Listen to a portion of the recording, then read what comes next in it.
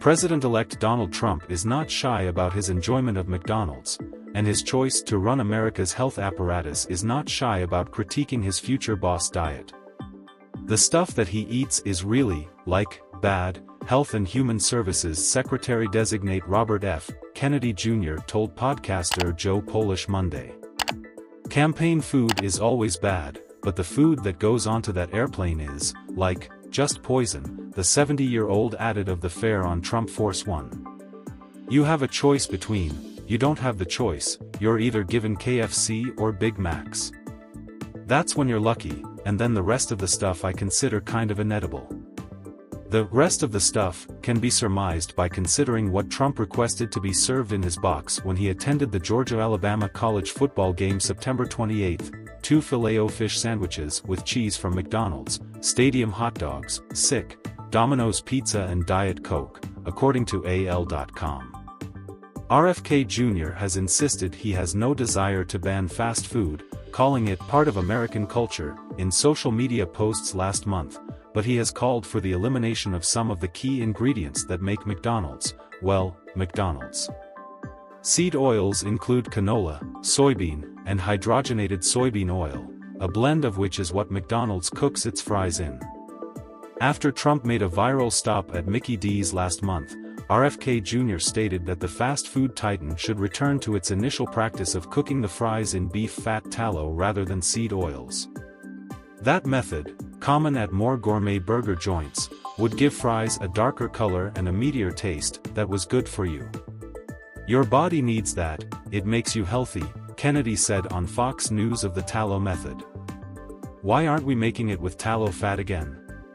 RFK Jr. also claimed seed oils are one of the most unhealthy ingredients in foods, and the reason they're in the foods is because they are heavily subsidized, and cited them as a cause of illnesses like body-wide inflammation.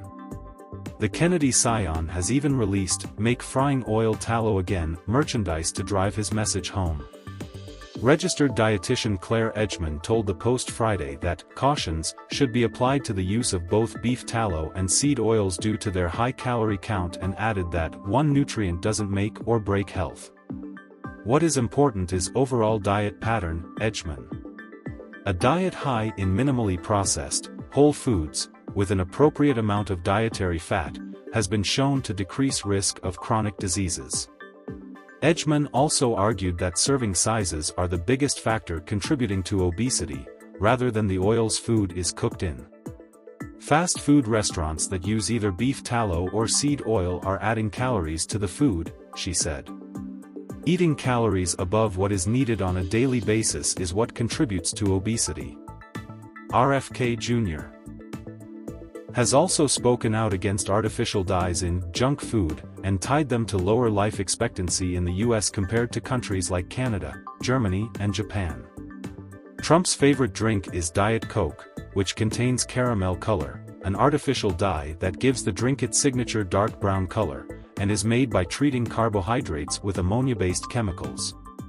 If you look at a pack of Fruit Loops in this country, it's all chemical dyes, Kennedy told podcast host Steve Gruber in September.